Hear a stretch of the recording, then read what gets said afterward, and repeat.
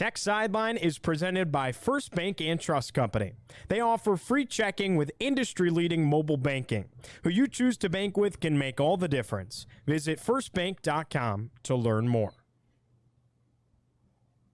In December of 2022, the Hokie Way held a hugely successful matching donations campaign that raised over $600,000 to support Virginia Tech NIL and their work with charitable organizations.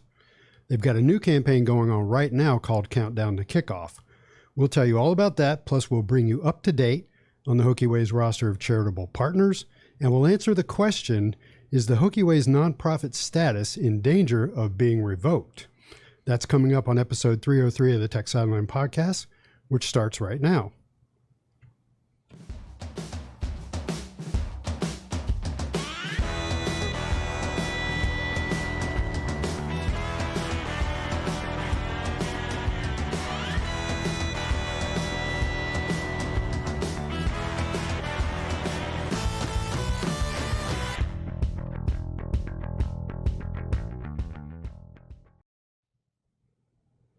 Welcome in, Hokies. We are recording on Tuesday, August 8th, 2023 from Tech Sideline's High Tech Studios in the Virginia Tech Corporate Research Center.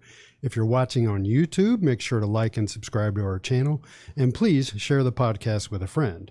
As always, Tech Sideline is presented by First Bank and Trust Company. Who you choose to bank with can make all the difference. Bank with First Bank and Trust Company. But today's stars are the Hokie Way, and we'll get to that in just a second. I'm Tech Sideline founder Will Stewart. Giovanni Heater and I have switched positions today. I'm hosting and Gio is producing. So let's introduce our guests from the Hokie Way. Across the way from me is Jim Petrine, president of the Hokie Way Board of Directors. And to my right is Matthew Sams, director of operations. Gentlemen, welcome in. Hello. Thank you for having us. Yeah. So Matt, you're relatively new to the organization. Tell us when you came on board and how that came about and what your responsibilities are as Director of Operations. Yeah, thanks for having us again. I officially started May 1st as Director of Operations for the Hokie Way, and essentially my job is to ensure that our student athletes, our partners, are connected. So making sure that the charitable work is being done, being scheduled, that we're filling our duties there, and then looking forward for how we focus on fundraising, marketing, et cetera. Yeah, and I was going to say you handle marketing because it's Jim and I always did our best to communicate as we could, but I know that things got definitely more involved with, us managing your sponsorship campaign and stuff like that when you came on board. Yep. So welcome. How did that come about? Like who did you know, Matt? I had some connections with Jim just through some close friends, but I reached out end of last year and wanted to be helpful, be part of this organization.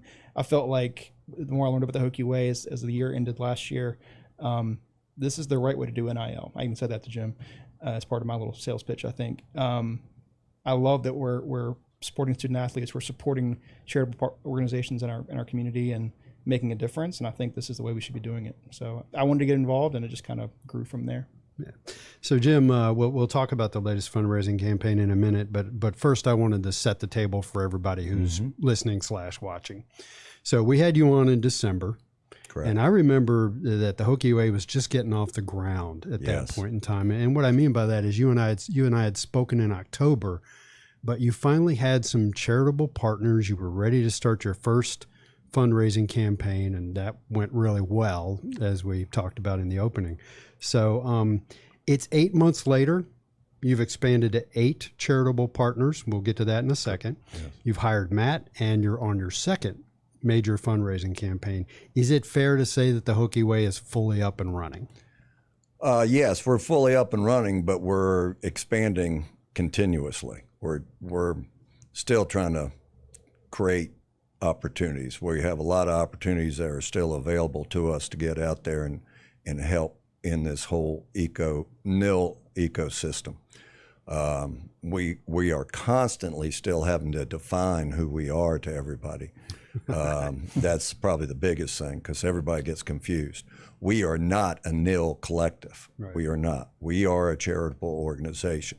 We partner with Triumph, who is a NIL collector, but actually they're more of a marketing agency too. They're a unique organization. But really, the biggest thing I see us having to do constantly is educate people on what we are.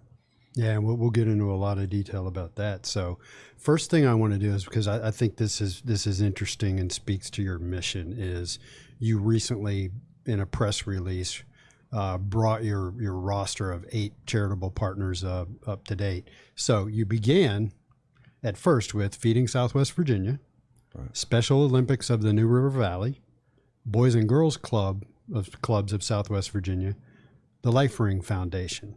Mm-hmm. And you have added Roanoke Prevention Alliance, which is an organization that helps prevent drug addiction and overdoses and those sorts of things. Ronald McDonald House Charities of Southwest Virginia, I think we all know what that is. Eastmont Community Foundation, mm-hmm, and the American Heart Association. So that has a very Southwest Virginia flavor to it. So can you guys address that? Yes, we wanted to go help in the region was definitely a key part of our plan for getting partners. And it just, they tie well in with our student athletes. Everybody in this region know our student athletes, so it ties well for the fundraising. And I would like to say we're looking at adding one more, right, which we're in the middle of. Vittles for Vets is a partner we're starting to deal with because we always want to have also a military fundraiser. And they are, again, another local project that's in the Radford area, I think is where they originally started. But they handle vets who are hit hard times for getting foods. But we'll talk more about that down the road. Mm. But yeah, we always wanted to have a good tie to Southwest Virginia for our charitable partners. Now, I remember talking with you in the past, and 8 was the number you gave me. That would be 9. And I think you've told me in the past that 10 is kind of as far as you can go. So you're in that range now. Right. And we set out with a plan to do 2-year commitments from each of these partners to see how that goes. Again, this is all flying the plane as you build it. Mm-hmm. So it depends on how much activity we have, how much funding we get, or whether or not we can expand it further, or whether or not Matt has more time, or whether we start hiring assistants for Matt. I mean, Matt was a godsend for us, to be perfectly honest with you. He volunteered and was helping us for a while. But then we realized how much work was really piling up with this organization. And we said, all of us volunteers are driving ourselves crazy. We got to have somebody full-time to coordinate it. And that's where we decided to have Matt come on board. I don't think most people understand that NIL, whatever your role in it, is a full-time thing. It really does give you a lot of work. Yeah. So Matt, what are some of the things, I've seen some of your stuff on social media and on your website. What are some of the things that Hokie athletes have done so far with your partner organizations? I think I've seen Pop Watson involved in things, and Josh Fuga talked at ACC Kickoff about doing something with the Life Ring Foundation. So speak to that. What have the athletes been doing so far? Yeah, happy to. I think it kind of breaks down into 3 different categories of work, essentially. The first and foremost is we're trying to do promotional activity for these nonprofits. So fundraising campaigns. Recently, Josh Fuga, speaking of him, did some video content supporting Life Ring Foundation's drive to raise $20 million for American Children's Hospital in Roanoke at Carillion. That's one example. We want to do a lot more of that. We're trying to build that library up of, social media videos, things of that nature that help get the word out about needs. Secondly is more service-based work. So Pop Watson. So actually showing up and doing stuff. The work, yeah. Pop Watson was at the Eastmont Food Bank with me back in June. We just actually did it last week with Hunter Couture and Robbie Barron at the same place, just on a cycle. And that's, doing the work. That's putting food in boxes, moving things around, that kind of thing. And then third is more appearance-based. So that could be events, that could be providing their likeness or their promotion of an event that they're going to be at. We did that last week with Feeding Southwest Virginia as a collaboration with Boys and Girls Clubs for Feeding Southwest Virginia's Kids Farmers Market in Salem. And we had 6 student athletes. We recently just posted about that yesterday. 6 student athletes came from baseball, wrestling, and women's soccer and just mentored the kids. They helped them kind of pick out what healthy food may look like, and played games and colored and that kind of stuff. And it just is an opportunity and experience that those kids wouldn't have otherwise. And I think that's really impactful. Yeah. Do you see it having a big impact on the Virginia Tech student athletes that show up? Do you see their eyes kind of get open to the things that are going on out there and how they can help? Especially when kids are involved. That event last week, I got chills. I'm not kidding. I got chills a couple of times because the energy in the room was so high, and they wanted to be there. They weren't just there to be there. They wanted to be there. They wanted to interact. You never know how it's going to work out because 18 to 22-year-olds may not have that experience of having to interact with kids that way, who are from 7 or 8 years old up to like 12, 13. You don't know how that's going to go, how that's going to mix. But they were energetic. They made those kids laugh. They taught them some things, and you could just feel it. It was great energy. Yeah, Fuga, I think, I don't remember, Fuga had a relative pass away from cancer, and that's what LifeRing does. Pediatric cancer, yeah. Pediatric cancer. So that's something that's important to him, and he got really excited about that. So that's good to hear. And you guys were, like I said, you were just getting off the ground. And so we've had summertime, all the student athletes have scattered. Right. They're starting to come back to campus. What are some of the things you're going to be doing in this coming semester and coming year?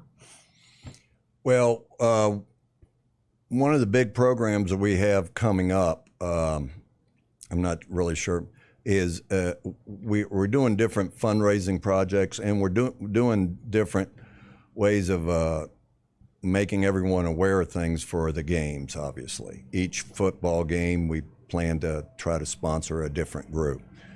For example, one that we have planned is we're hoping to get all this up and running.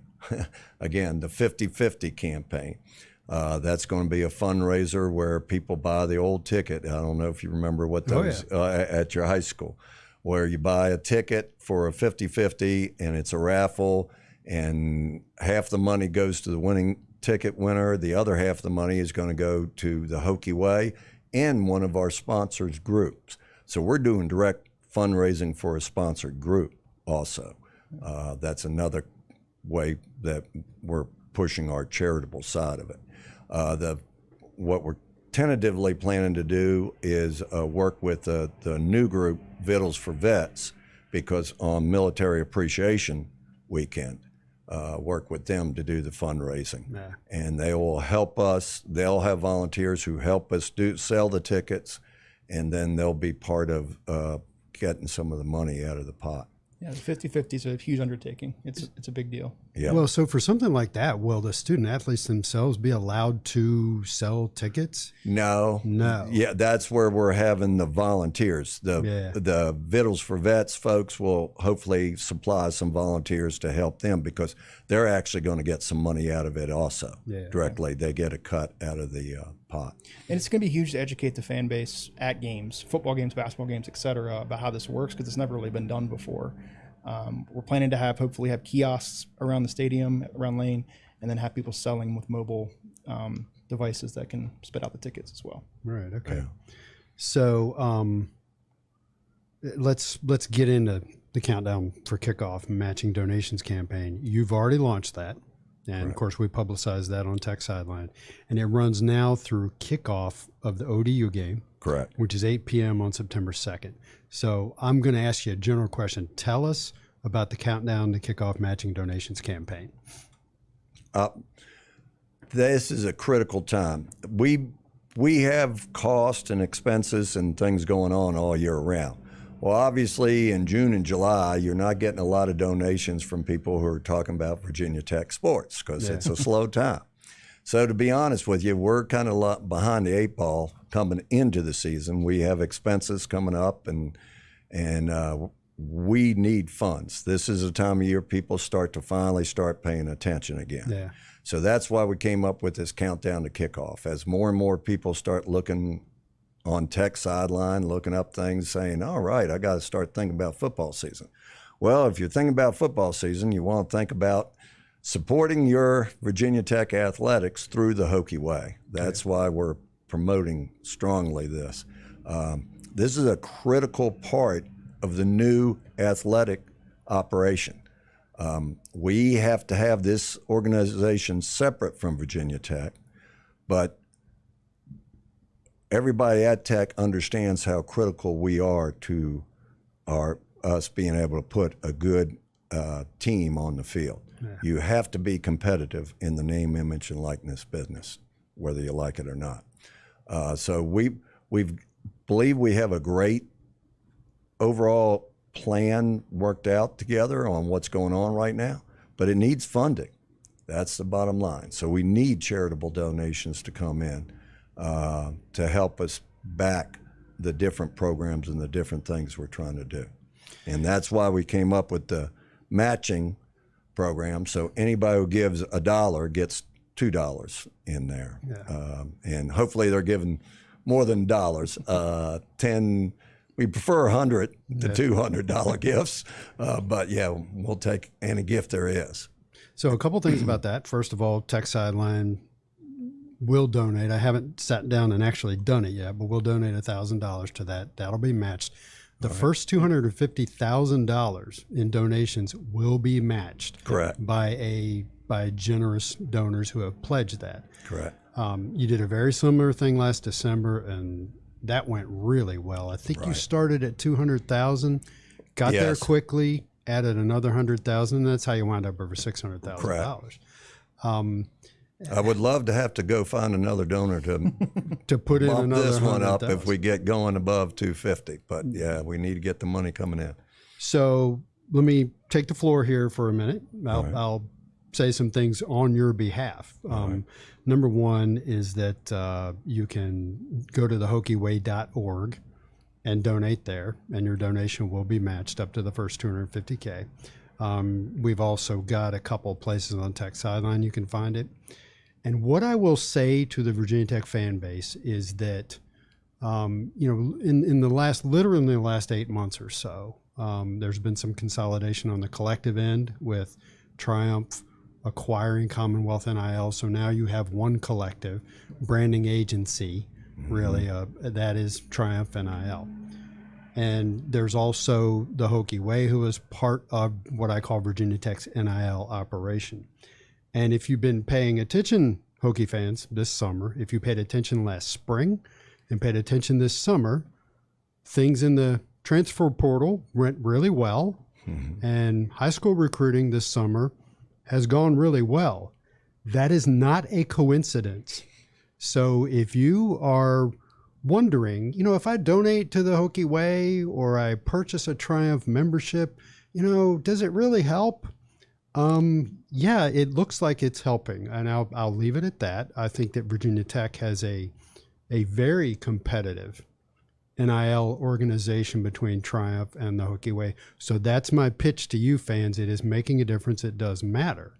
Now, I know that the charitable part of what you guys do really speaks to your hearts, and a lot of Hokie fans. Frankly, I think it's really neat what you put together, but it also benefits over on that side of things, and so that's my pitch for you guys and to Hokie fans. So anything you can add to that, or was that pretty good? I'll add one thing onto that. Also, the pitch that goes out, and when families, recruits come in and find out about what our NIL ecosystem is, they're pretty happy. They like understanding that their kid can be involved in these charitable events and that type of thing. And they go, this is a pretty cool thing for my child to be involved with. So it's a positive all the way around, not just the fact that maybe they'll be getting some funds, but that this is one way for them to learn to do better. And one thing I've always liked saying is that we hope to build future NFL Man of the Year award winners. Those go out to the people who do give back to their communities the most. That's what that's all about. And we have some players out there right now who's been nominated for it, and in the future, I think we'll have some more. I think you hit it on the head. I mean, opportunities and being competitive in the NIL space at Virginia Tech is what we're trying to help provide, and our partnership with Triumph. Really, it's a symbiotic relationship. We're sister organizations. I kind of call it. I think it's working, and it's presenting a solid pitch for potential recruits. Yeah, and what I've been telling people lately is it's the dollar signs that make the headlines. You know, Right. guys like John Ruiz and you know Right. the kid who got promised $13 million at Florida. But there's something in the way Virginia Tech has structured NIL. And again, it's not Virginia Tech, it's actually people associated with Virginia Tech. There's some sort of secret sauce there that's working. Triumph's promise of building a brand for the athletes, and then coupled with the Hokie Way's opportunity to make a meaningful impact, as they say. There's something going on there that's more appealing than just the dollar signs. I hear you, and I agree with you. Bingo. Yeah. And Matt, I will also say one thing about that partnership. We're glad. Triumph, I forget what award they just won. You can remember that one. They were mentioned among Sports Business Journal a couple of weeks ago, maybe a month ago, as one of the top 10 leading thinkers in the NIL space, and I think that speaks to the innovation and the thinking around NIL at Virginia Tech to make it a little bit unique, and we're proud to be part of that with them. And I think the way Triumph handles their business has actually been stealthy. They don't go around, you know, broadcasting what they're doing and making headlines and stuff like that. So to get any award means that somebody's paying attention. Yeah. Let's talk about something that we've been asked about, and this is an issue that came up a couple months ago, I think. Mm-hmm. So, and I'll just read my bullet point here. Cool. One of your pitches to donors is that their donations are tax deductible since you're a 501c3. Correct. That has been thrown into question recently, and let me read this. In a recent memorandum, the IRS concluded that many NIL collectives may not qualify as tax exempt under Section 501c3 of the IRS code. Now, the first thing is obviously to address there. You're not a collective. We're not an NIL collective. Now, that said, we set up differently. Address, are you in any danger of losing your nonprofit status? What is it about you that makes you a nonprofit? Just tell Hokie fans how to feel about that, and you know, let them know that where that stands. We've had to address this. We went back with our lawyers, the original lawyers who helped us file our paperwork, and we've been told from them that we are in good shape as long as we follow what our original plan was, which is what I explained. We are not a collective. We are working with the charitable organizations and partnering with them to raise money for them and make them them to be kind of a spotlight. But we're hiring a third party, which every charity does, can hire third parties to do some of the work of the promotions. That's where we hire like a Triumph to do the tie-in through our student athletes. Yeah. So yes, our money is going through to our student athletes, and a lot of it is, but it's because we're hiring them to do work for charities, and as long as we keep doing the proper work for charities, we'll believe we're 100% okay. That was one of the main reasons we brought Matt on board. We said, we got to make this tie to the charitable organizations being a primary purpose of our operations. And we feel right now with everybody who's looked at it that we're doing it the right way, and we're good. And we still 100% have our status. Nobody has sent us any kind of letters of saying they question that from the government anyway. And as such, you guys have a responsibility to document everything you do and keep things above board, right? And that a lot of that, I'm working through a lot of that stuff, both retroactively and proactively, thinking ahead as to how we want to document that. How do we tell our story from a annual report point of view, for example? Number of hours worked, types of campaigns worked, funds raised to those campaigns on behalf of nonprofits, things of that nature that kind of tell a bigger story around our impact with our student athletes' help. And I would also say, in terms of how we're different, think about it this way. I talk more to nonprofits partners, much more to them than I do any student athletes. I actually have zero communication with student athletes at all. That's all through Triumph because they manage all of that. We just outsource their help with it. So, we're doing all we can to be fulfilling our mission, the charter we set out to do last year. And I've got a calendar of events coming up for the rest of the year that kind of speaks to that. Yeah. So, folks, these people aren't fools. They know what they're doing. They've put a lot of homework into this. You've got at least one lawyer on your board of directors, you know, and probably a lot more people you can tap into. So that's the story there. So let's do a true or false lightning round. I think some of this you may have already addressed, but these are things I've got written down. True or false, donors can target their donations to specific athletes or sports. False right now. Yeah, false. Especially athletes. Sports, I think you kind of can. So we cannot solicit donations for specific sports or specific athletes. There's some gray area. People can give and notate they want those gifts to go to specific sports, but there's maybe some questions around if that's the right thing to do for us to. We're trying to figure out in the long term. Yeah. Essentially, we're trying to serve our nonprofit partners, and if specific dollars go towards specific sports, it's hard from an accounting point of view, but it's also hard from making sure that we're getting the right athletes to the right nonprofit partners to do who makes sense to work together. So we're open to that, but I think we prefer to have it be specific, right. Be non-sport specific.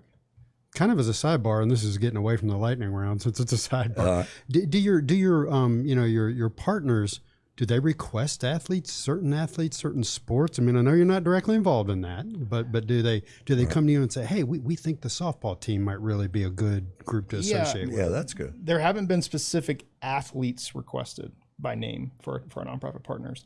There have been situations where they preferred to have have Olympic sports, non-revenue sports. Non-revenue, yeah. Which is pretty cool. So if it's a 5K or it's something like that, then they may want to request a track athlete because that's their sport, right? Right. It just kind of depends, and I think as we evolve and diversify our activations and engagements with these partners, we'll get more of that locked down. But yeah. In which case you tell them, sounds great. You need to talk about Triumph about that, not me. All right. So true or false, the Hokie Way contracts directly with athletes and pays athletes. False. Clearly false. I think totally we just addressed that. True or false, the Hokie Way has paid memberships like what you see with collectives. We do not have memberships. No. I think there are some things for us to explore down the road, but whenever you're getting something as a member for something, if we wanted to give them, if we want to have a membership levels where they get things from us, then they kind of forfeit their charitable donation. Yeah. So we have to be really thoughtful around how we do that. They're actually receiving something. Right. Say we wanted to work with Triumph and have some kind of cross-integrated thing where they could have a Triumph Plus membership with a donation to the Hokie Way monthly, maybe, but there have to be some variables around that, some language around giving up that charitable donation. Some guardrails, yeah. That's interesting.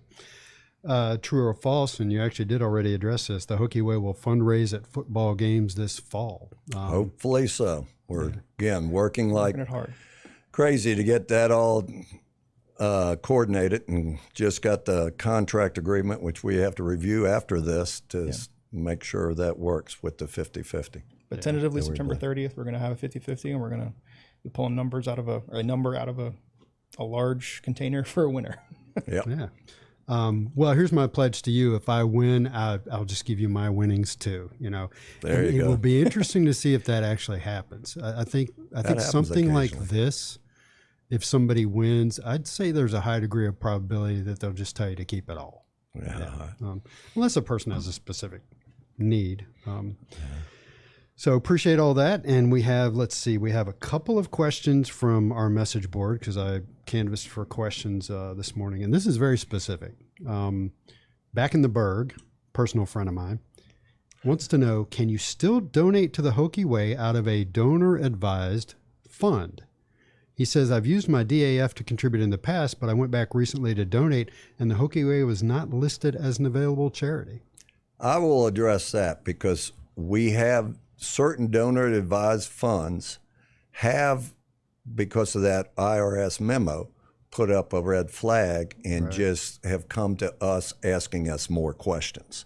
So we've had to go back to some donor-advised funds and tell them, show them what we're doing and show them that we are still good.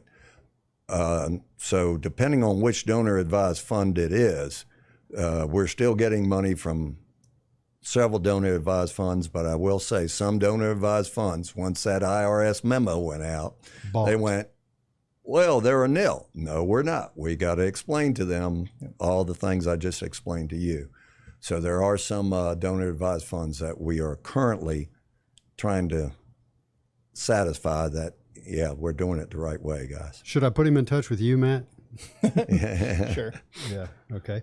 Which fund is he on, by the way? You know that I don't know. Yeah. He didn't get into that. So VT Aim High wants to know, what are you learning from others, and have you changed your operating and business model based on what you're seeing / learning? As in other organizations like ours at other universities? Just others. I would imagine there aren't many out there doing what you're doing. No, I think we're learning this on our own. Yeah. I hate to say it, we're having to build the plane as we fly. I think this is a good opportunity to talk about what we see in terms of evolution of the organization. I won't step on your toes too much, but No. essentially, we kind of see this as a 3-pronged growth trajectory. Increasing engagement and activity and leadership from our current student athletes. We're actually thinking about putting together a small group of current athletes who can serve as a advisory committee to what we do and how we operate and which partners we choose down the road, that kind of thing. Secondly, much more engagement from alumni athletes. So getting former football players, basketball players, et cetera, involved with getting our word out and being engaged. And then third, corporate sponsorships. And I think that could be maybe part of the answer to this question. Is how do we partner with organizations, businesses, companies, et cetera, in our region and beyond that have interest in being involved with Hokie Way's mission. Is and this is a question coming from me, is corporate partners a way for you guys to make this more sustainable? There's a conversation. Long-term. There's a conversation in the NIL community about donor fatigue. Yeah. Right. And so can you address that? Yeah, definitely. We're looking. That was one of the reasons for the 50-50, another way to constantly fund it. Corporate sponsors, if we can get corporate sponsors who want to do a deal with us where they give us 10% of their funds or those type of things, and we just put them on our website and say they're a sponsor of the Hokie Way, that's a good trade-off. They just give us a certain amount of their money. We're happy to do that. So we're looking at other ways to get organizations and corporates involved with us and get a sustainable money flow that way also. I've got probably we've got a handful of organizations that have expressed interest in doing something along those lines, 15% of their sales or product sales or whatever it may be, that we should be having some final conversations about here soon to get them off the ground. So that's exciting. Good. So that's it for me. Is there anything else we haven't talked about that you'd like to address? Biggest thing right now is money. Yeah. I will say that. At least you're honest about it. Yeah.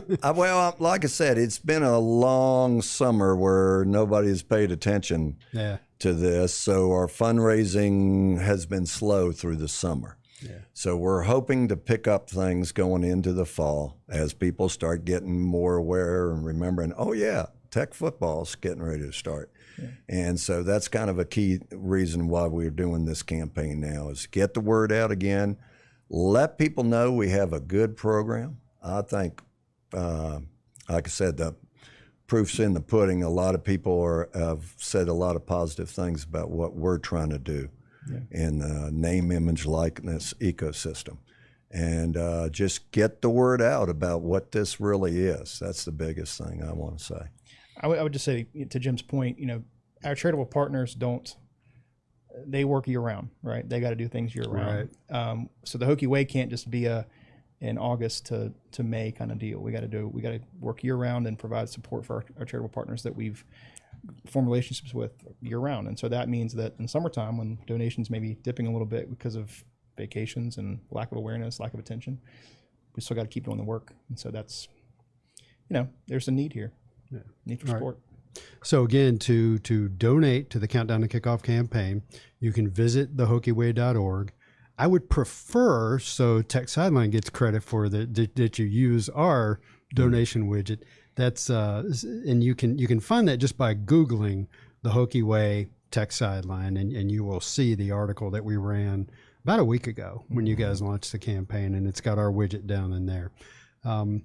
So hopefully this one is going as well as the one in December. and ultimately will bring in as much. Hopefully. It's a slow start right now, but we're hoping to pick it up as we get closer and closer to football season. I will say we can track all the donations that come in, and I do that hourly, if not, minute by the minute. Tech Sideline's doing great with that, so it's glad to see the readership and viewership. Put this podcast up there really long time. No. Leave it, pin it to the top, right? Yeah. And I can tell you, yes, fans are starting to come back around because practice has started. Yeah. I see our subscriber count starting to rise. So hopefully this is good timing for you guys, and this will work out for you. So thanks for coming on. Now, I will tell you, if you're watching this on YouTube, we will put the link to donate down in the description of the video. So at the Hokie Way, they align student athletes with service to others. As a result, they're able to amplify the impact of charitable organizations in our community. Together, we can create a win for us all. Learn how at thehokieway.org. Gentlemen, thank you for coming on. Thank you. And the regular TSL podcast schedule will resume actually tomorrow. So we're doing a podcast on Wednesday talking about today's media day down at for Virginia Tech football. So David and Chris and Andy will have a podcast tomorrow where they talk about football. So tune in for that one, folks. And thanks for listening and watching. And that's it for episode 303 of the Tech Sideline Podcast.